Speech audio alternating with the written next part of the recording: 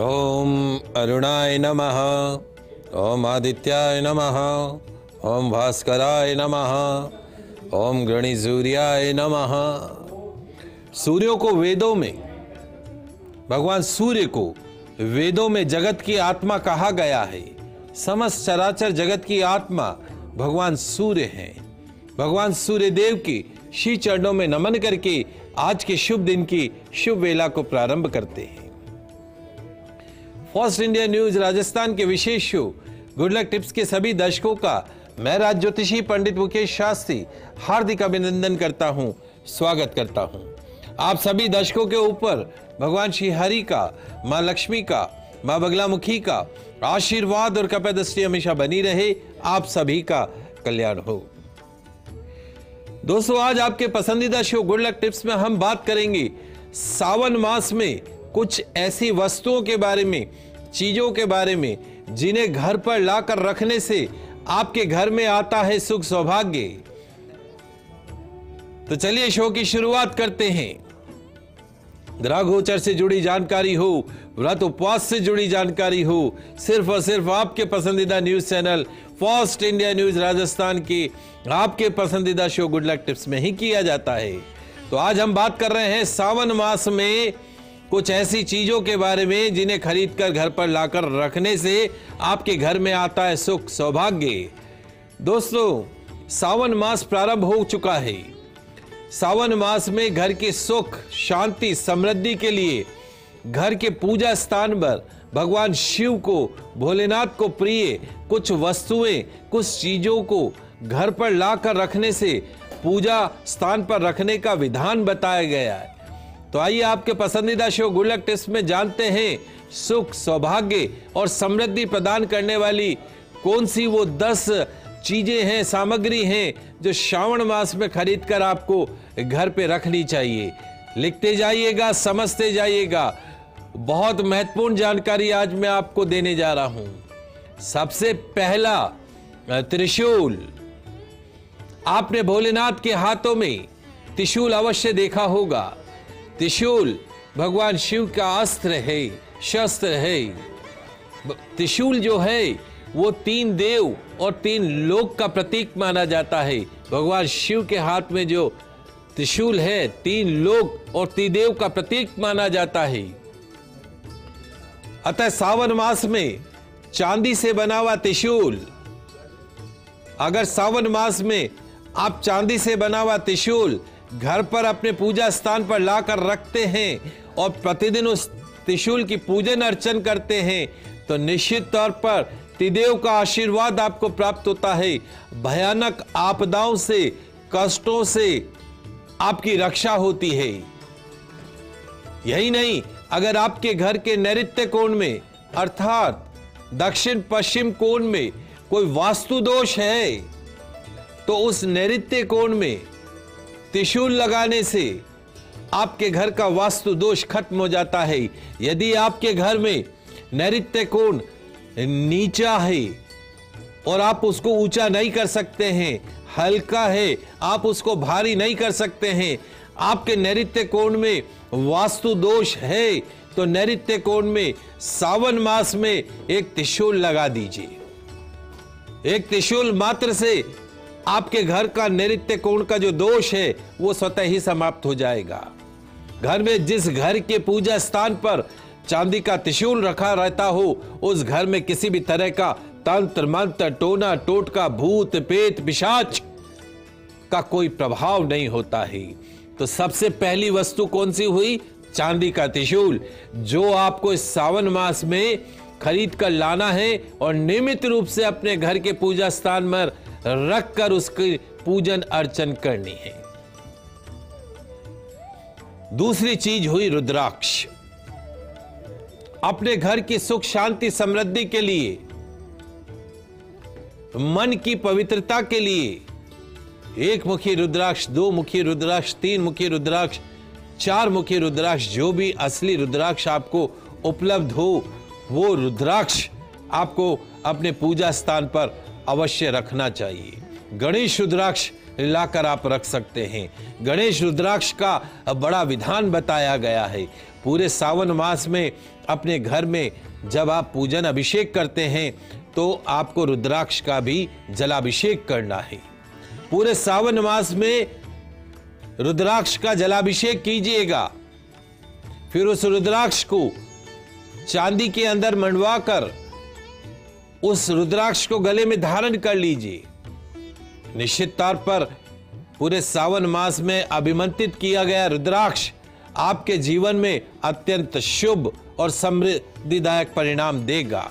यदि आपके घर के अंदर कोई डिप्रेशन का पेशेंट है, मानसिक अवसाद से कोई ग्रसित है, आपके बच्चे पढ़ते नहीं है, पढ़ने में मन नहीं लगता है, बहुत ज्यादा क्रोध आता हो, बात बात पर गुस्सा करते हो, तो सावन मास में अपने घर में रुद्राक्ष रखिए। रुद्राक्ष कोई भी हो, 1 मुखी से लेके 15 मुखी तक रुद्राक्ष हो, या गणेश रुद्राक्ष सबसे अच्छा है। गणेश रुद्राक्ष को प्रतिदिन अभिषेक करके बच्चों के गले में पहनाए, पढ़ने में मन लगने लगेगा, गुस्से से मुक्ति मिलेगी और उसके साथ साथ में मानसिक अवसाद से मुक्ति मिलेगी। रुद्राक्ष को घर में रखकर पूजा करने और उसको गले में धारण करने मात्र से। तो सावन मास में त्रिशूल लेकर आना है, दूसरा रुद्राक्ष लेकर आना है। तीसरी महत्वपूर्ण चीज है, शंकर भगवान के हाथ में हमेशा एक वाद्य यंत्र रहता है जिसे हम कहते हैं डमरू। डमरू जो वाद्य यंत्र है उसकी पवित्र ध्वनि से घर की समस्त नकारात्मक शक्तियां दूर भागती है। आरोग्यता के लिए, उत्तम स्वास्थ्य के लिए डमरू की ध्वनि काफी असरकारक मानी गई है। सावन मास में आप डमरू खरीदकर अपने पूजा स्थान पर अवश्य रखें।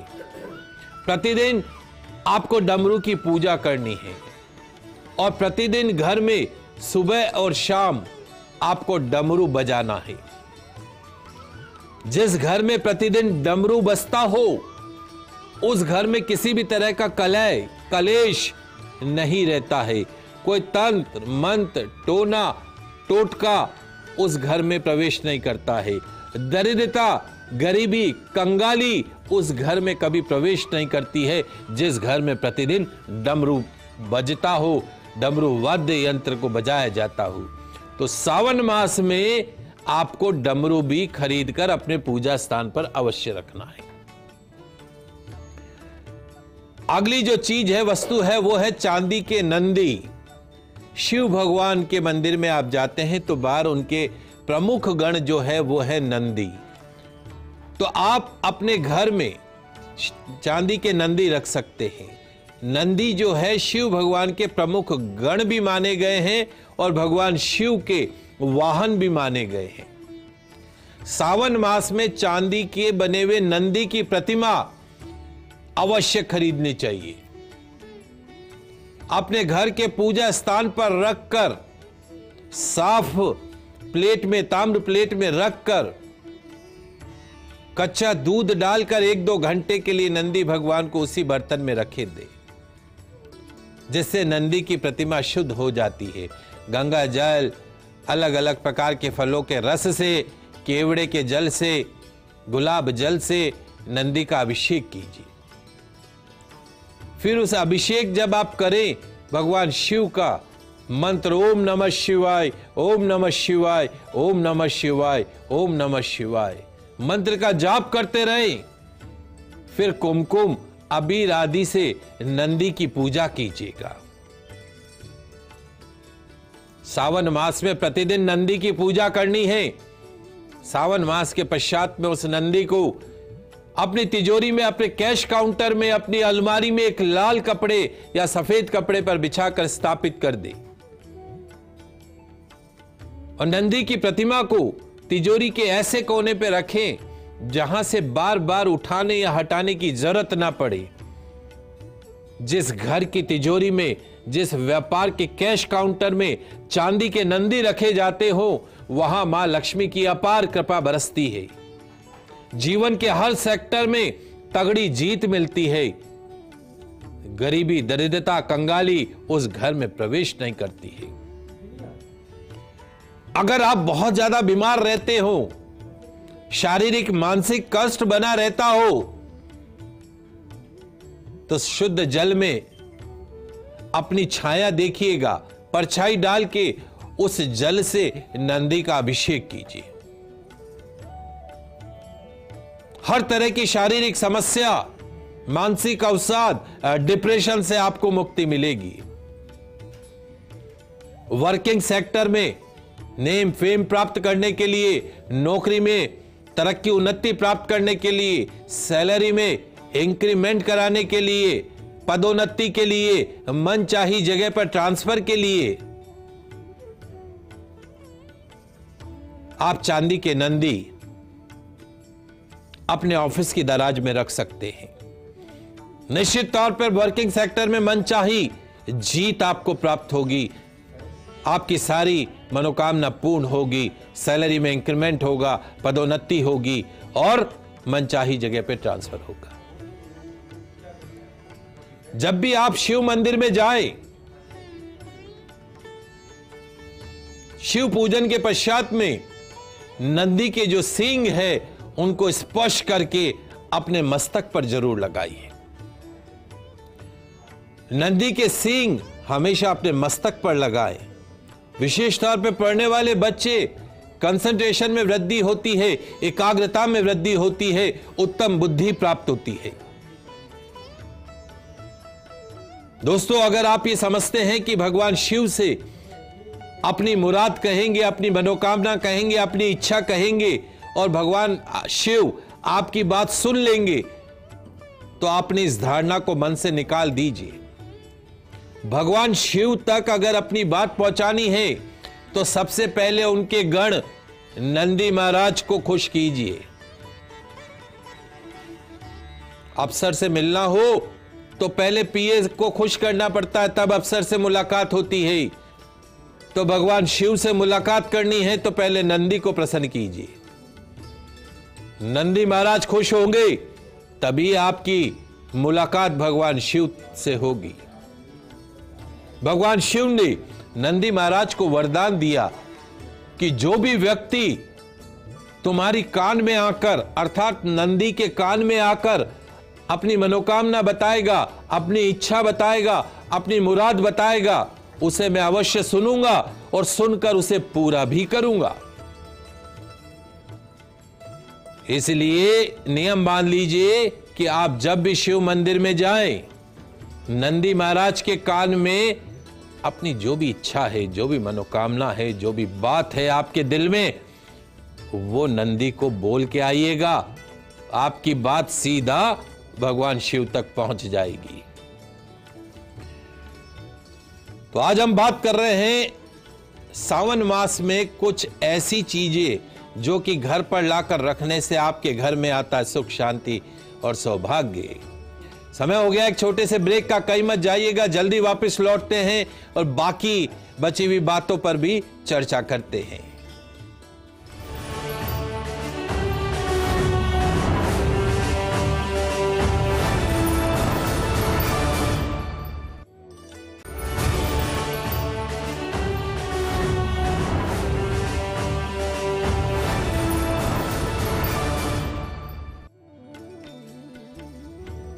ब्रेक के बाद आप सभी दर्शकों का आपके पसंदीदा शो गुड लक टिप्स में पुनः एक बार स्वागत है। आज विशेष शो में हम बात कर रहे हैं सावन में कुछ ऐसी वस्तुओं को घर पे रखने के बारे में जिनसे आपके घर में सुख, शांति, सौभाग्य का आगमन होता है। हमने चांदी के नंदी की बात की, रुद्राक्ष की बात करी, त्रिशूल की बात करी। अब हम बात करते हैं जल पात्र की। भगवान भोलेनाथ एक ऐसे महादेव, एक ऐसे भगवान हैं जो किसी तामझाम की आवश्यकता नहीं है, सिर्फ जल से ही प्रसन्न हो जाते हैं, जल अभिषेक से ही प्रसन्न हो जाते हैं। सावन मास में गंगा जल लाकर घर में अवश्य रखना चाहिए। सावन मास में भगवान शिव का गंगा जल से नियमित रूप से अभिषेक करना चाहिए। चांदी, तांबे या पीतल का पात्र लाकर घर में रखें और उसमें शुद्ध, स्वच्छ, निर्मल जल भरें और थोड़ा सा गंगा जल भी डाल दें। प्रतिदिन उसी से ही भगवान शिव को जलाभिषेक कराइए और फिर उस पात्र में जल भरकर रख दीजिए। भगवान शिव को आपके घर में जब भी आप पात्र में रखें, उस पात्र में जल अवश्य होना चाहिए, पूरा जल भरा हुआ होना चाहिए, क्योंकि शिवलिंग के अंदर बहुत एनर्जी होती है। उस एनर्जी को बैलेंस करने के लिए शिवलिंग के समक्ष या शिवलिंग के चारों तरफ जल अवश्य होना चाहिए। शुद्ध जल भर के रखने से शिवलिंग की एनर्जी बैलेंस रहती है और वो जल 24 घंटे में अमृत का रूप बन जाता है। उस जल को फेंकना नहीं है, अगले दिन उस जल का चरणामृत ले लेना है। घर के सभी सदस्य ले लीजिए, उत्तम स्वास्थ्य प्राप्त होगा, दुर्गुणों से मुक्ति मिलेगी, घर के अंदर किसी भी तरह का कलह कलेश नहीं होगा। उस जल का छिड़काव कर दीजिए पूरे घर के अंदर। नकारात्मक शक्तियां उस घर के अंदर घुस ही नहीं सकती है। 24 घंटे में रखा हुआ जल अमृत बन जाता है। अगली चीज जो है वो है चांदी के सर्प। चांदी के सर्प, भगवान शिव के गले में सर्पराज हर घड़ी रहते हैं, इसलिए सावन मास में चांदी के नाग नागिन के जोड़े को, सावन मास में चांदी के नाग नागिन के जोड़े को घर पर लाकर रखिए। प्रतिदिन उनका अभिषेक कीजिए, शिव अभिषेक के साथ में नाग नागिन के जोड़े का अभिषेक कीजिए और सावन के अंतिम दिन उस चांदी के नाग नागिन के जोड़े को किसी शिव मंदिर में ले जाकर शिवलिंग पर चढ़ा दीजिए। क्या होगा? मिलेगी पितृदोष से, कालसर्प दोष से मुक्ति।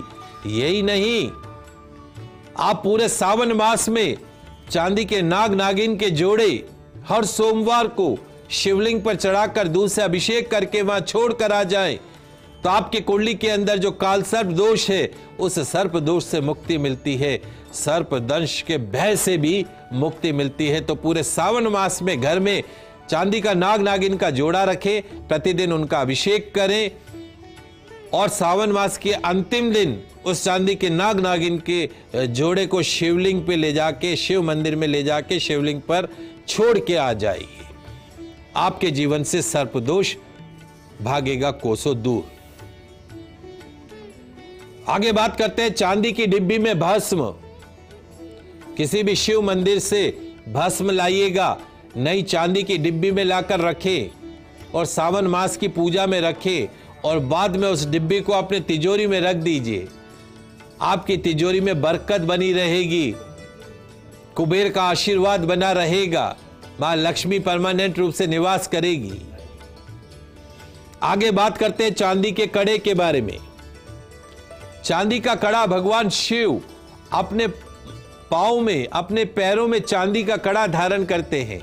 सावन मास में घर में चांदी का कड़ा लाकर रखने से तीर्थ यात्रा और विदेश यात्रा के शुभ योग बनते हैं। अगर आपकी विदेश यात्रा में विघ्न आ रहा हो, बार बार अप्लाई करने के बाद भी वीजा रिजेक्ट हो रही हो, इस सावन मास में चांदी का कड़ा लाकर पूजन कीजिए, विदेश यात्रा का योग बनने लग जाएगा। चांदी का चंद्रमा या मोती, भगवान शिव के मस्तक पर चांदी का चंद्रमा विराजित है। सावन मास में चांदी के 11 चंद्रदेव लाकर अपने पूजन स्थल पर रखने चाहिए। पूजन करें और हर सोमवार को एक एक चांदी का चंद्रमा शिवलिंग पर अर्पण कर दें। कच्चे दूध से अभिषेक करके वहीं छोड़ आए। क्या होगा? मन की शांति मिलेगी, डिप्रेशन से मुक्ति मिलेगी, क्रोध से मुक्ति मिलेगी। चंद्र और मोती का पेंडेंट गले में धारण करने से गुस्से से मुक्ति मिलती है, मानसिक अवसाद से मुक्ति मिलती है। अगली वस्तु है चांदी का बिलपत्र। हम पूरे सावन मास में भगवान शिव को बिलपत्र अर्पण करते हैं, लेकिन आजकल शहरों में हर जगह बिलपत्र उपलब्ध नहीं होते हैं और जो होते हैं वो शुद्ध नहीं होते हैं, खंडित बिलपत्र होते हैं। तो अखंडित बिलपत्र मिलना बड़ा मुश्किल काम है। ऐसे में क्या करें महाराज? आप कहते तो हो कि बिलपत्र चढ़ाइए, पर हमारे शहर में तो बिलपत्र मिलता ही नहीं है। तो इस बार के सावन में चांदी का बना हुआ बिलपत्र ले आइए और प्रतिदिन शिव महाराज को वो बिलपत्र अर्पण करें। चांदी का शिवलिंग, चांदी का बिलपत्र जो अर्पण करता हो करोड़ों पापों का नाश होता है, घर में शुभ कार्यों का संयोग बनता है।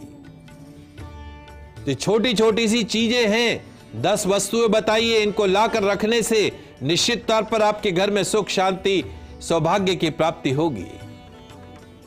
आइए अब जान लेते हैं सावन मास में किए जाने वाला एक महाचमत्कारिक टोटका। दोस्तों, क्या आपकी संतान, आपके बच्चे आपका कहना नहीं मानते हैं?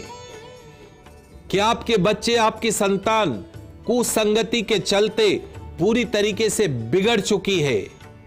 क्या वो छोटी सी उम्र में सिगरेट, बियर, गुटखा इत्यादि नशे का सेवन करने लग गए हैं? क्या आपके बच्चे बहुत ज्यादा जिद्दी हो गए हैं? अत्यधिक क्रोध के कारण आपका जीवन नारकीय होता जा रहा है? क्या आपके बच्चों की हरकतों से आपका जीना हराम हो गया है? यही नहीं कि आपकी संतान किसी गंभीर लाइलाज बीमारी से ग्रसित है? यदि हां, तो आप टेंशन मत लीजिए, क्योंकि आज हम आपको कुसंगति से मुक्ति दिलाने वाला, क्रोध से मुक्ति दिलाने वाला, आपके बच्चों को अपने वश में करने वाला, गंभीर बीमारियों से मुक्ति दिलाने वाला महाचमत्कारिक टोटका बताने जा रहे हैं, जिसको करने से आपके बच्चे आपके वश में रहेंगे, आपकी हर कही बात को मानेंगे, बिगड़ी हुई संतान कुमार्ग से सुमार्ग पर चलने लगेगी, मिलेगी गंभीर बीमारियों से परमानेंट मुक्ति। क्या करना है आइए समझ लीजिए। एक सफेद कपड़ा लीजिएगा, एक सफेद कपड़े में 11 बादाम, 1 मुट्ठी सौंफ, 11 काली मिर्ची के दाने, 1 मुट्ठी खसखस के दाने, 5 इलायची, थोड़ी सी केसर उस सफेद कपड़े में बांधकर पोटली बनाकर रख दीजिएगा। वो पोटली लेकर पास में जो शिवालय हो वहां जाइएगा। शिवालय में शिवलिंग की विधिवत पूजन अर्चन कीजिएगा, अभिषेक कीजिएगा, श्रृंगार कीजिएगा, भोग अर्पण कीजिएगा। एक शुद्ध देशी घी का दीपक भी प्रज्वलित कर दीजिएगा। तत्पश्चात में अपने सीधे हाथ की हथेली में शिवालय में बैठकर, शिवलिंग के सामने बैठकर उस सीधे हाथ की हथेली में अपनी संतान की फोटो रख दे, उस फोटो के ऊपर वो पोटली रख दे। 15 मिनट तक एक दिव्य मंत्र मैं आपको बता रहा हूं, उस मंत्र का जाप करना है। ओम दुर्गुण विमोचनाय नमः, ओम दुर्गुण विमोचनाय नमः, ओम दुर्गुण विमोचनाय नमः। इस मंत्र का 15 मिनट तक जाप करना है। जाप के पश्चात अपने घर पर आकर उस पोटली को साथ में ले जाइएगा। पोटली में रखे सारे सामान को और ठंडाई बनाने में काम आने वाली सामग्रियों को काम में लेते हुए 2 गिलास ठंडाई बनाइएगा। कितनी? 2 गिलास ठंडाई। 1 गिलास ठंडाई में 5 तुलसी के पत्ते डाल दीजिएगा, अपने पूजा स्थान पर भोग लगा दीजिएगा। दूसरी गिलास ठंडाई जिस शिव मंदिर में बैठ के आपने मंत्र जाप किया था, उसी शिव मंदिर में चले जाइएगा और उस ठंडाई से भगवान शिव का अभिषेक करके आइएगा। पुनः एक शुद्ध देशी घी का दीपक जलाइएगा। अपने बिगड़े हुए पुत्र को कुमार्ग से सुमार्ग पर लाने की प्रार्थना कीजिएगा, नशे से मुक्ति दिलाने की प्रार्थना कीजिएगा। यह कार्य करके पुनः घर आ जाइएगा। अब आपने घर के मंदिर में भोग में जो ठंडाई रखी है, तुलसी वाली जो ठंडाई है, उस ठंडाई का सेवन आपको अपनी संतान को कराना है। क्या होगा? सावन मास में ठंडाई का महाचमत्कारिक टोटका करने से आप देखेंगे कि आपके बच्चे आपका कहां मानने लग गए हैं। इस महाचमत्कारिक उपाय से आपकी बिगड़ी हुई संतान भी सुमार्ग पर चलने लगेगी। आपके गुस्सेल बच्चों का गुस्सा चमत्कारिक रूप से शांत होगा।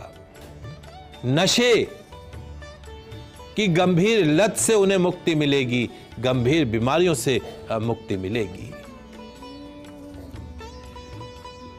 तो आशा करते हैं कि आप सभी सावन मास के इन चमत्कारिक उपायों का लाभ उठाइएगा। चलिए, अब समय हो गया है आज के इस शो का। कल फिर आपसे मिलेंगे नई जानकारी के साथ। तब तक मुझे दीजिए इजाजत। खुश रहिए, अपना ख्याल रखिए। जय श्री कृष्णा, जय माता की, जय श्री हरि। देखते रहिए आपका पसंदीदा news channel first India news channel Rajasthan.